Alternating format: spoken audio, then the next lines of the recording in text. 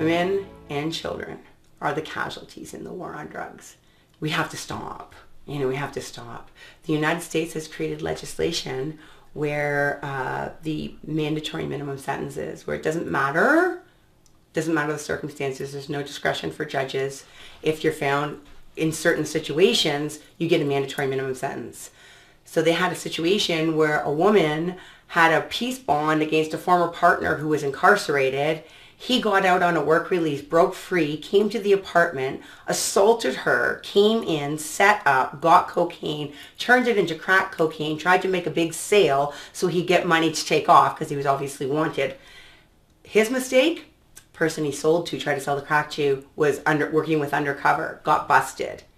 She was on the lease of the apartment. So guess what? She is responsible for the criminal production. The apartment happened to be located within a couple of 100 feet of a school. Mandatory minimum sentencing. Didn't matter the circumstances. She went down. He was smart enough to make a deal and sell out the guy that sold him the coke. So he got a deal and she got the full extent of the law. Even better is that some of the states have privatized their child welfare in addition to privatizing their criminal justice system.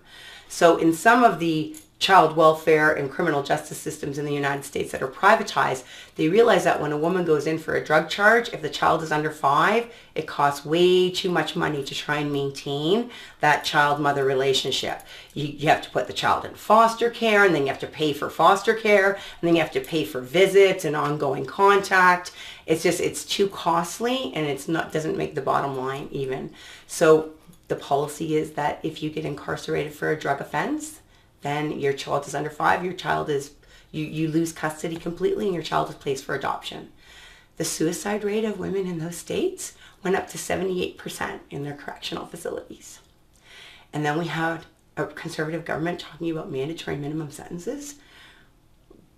The Canadian Civil Liberties Union, the American Civil Liberties Union, the World Health Organization, there's 1,000 and something people that weighed in on what are the actual facts we know about this in terms of the harms that it caused, but nobody wants to listen.